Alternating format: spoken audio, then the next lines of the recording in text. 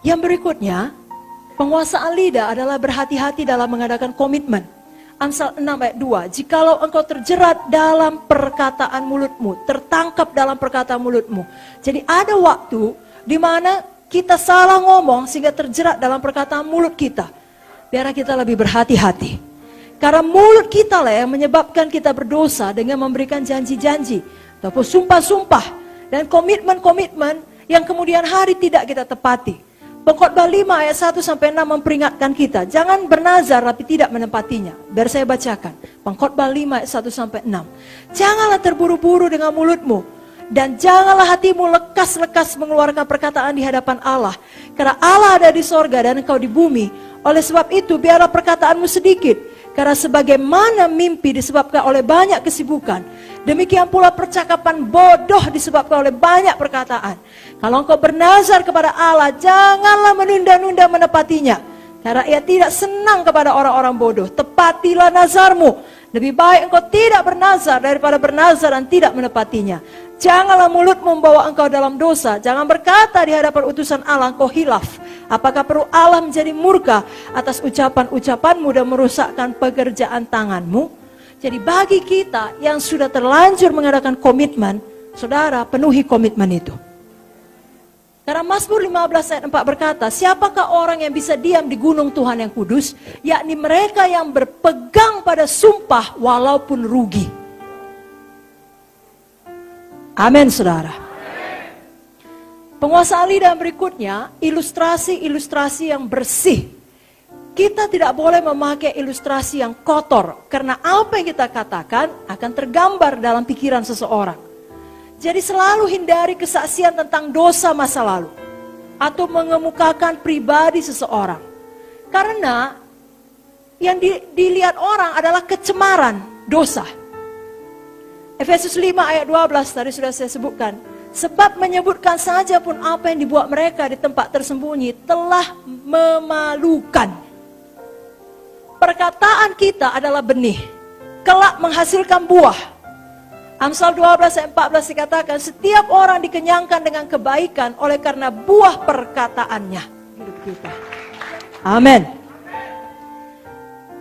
Penguasa lidah yang berikutnya, tidak mendatangkan perpecahan. Mari kita buka sama-sama. Buka buku Amsal 6 ayat 16 sampai 19. Amsal 6 ayat 16 sampai 19. Mari kita baca bersama-sama. 1, 2, 3 ya. 6 perkara ini yang dibenci Tuhan, bahkan 7 perkara yang menjadi kekejian bagi hatinya. Mata sombong, lidah dusta, tangan yang menumpahkan darah orang yang tak bersalah, hati yang membuat rencana-rencana yang jahat, kaki yang segera lari menuju kejahatan, seorang saksi dusta yang menyembur-nyemburkan kebohongan, dan yang menimbulkan pertengkaran saudara. Jadi ucapan kita yang menimbulkan pertengkaran dalam tubuh Kristus, walaupun itu ada benarnya, Tuhan benci. Ada beberapa perkara tidak perlu disampaikan, saudaraku. Hal-hal sampah, hal-hal dosa, atau hal-hal yang diucapkan seseorang ketika dia marah. Saya bacakan Yohanes 12 ayat 4-6. Yudas Iskariot, seorang dari murid Yesus, yang akan segera menyerahkan dia berkata, mengapa minyak narwastu ini tidak dijual 300 dinar dan uangnya diberikan pada orang miskin? Hal itu dikatakannya bukan karena ia memperhatikan nasib orang miskin, tapi karena ia adalah pencuri. Ia sering mengambil uang yang disimpan dalam kas yang dipegangnya. Dalam Markus 14 ayat 4-5 dikatakan di sini, ada orang yang menjadi gusar. Siapakah itu? Yudas tadi. Ada orang yang menjadi gusar, Yudas menjadi gusar dan berkata seorang kepada yang lain, berkata, untuk apa pemborosan minyak narwastu ini? Minyak ini dapat dijual 300 dinar lebih, uangnya dapat diberikan kepada orang-orang miskin.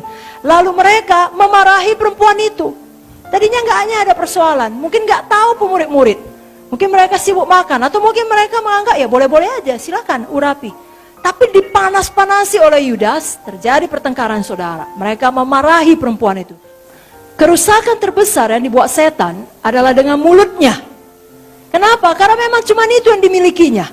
Pada waktu Yesus bangkit dari kematian, dia sudah melucuti seluruh penguasa. Seberapa besar kuasa setan adalah sebesar yang kita izinkan dia berpijak. Kalau tidak, tidak ada kuasanya atas saudara. Maut pun tidak bisa mengambil hidup saudara kalau Tuhan belum mengatakannya. Tidak bisa. Amin, saudara.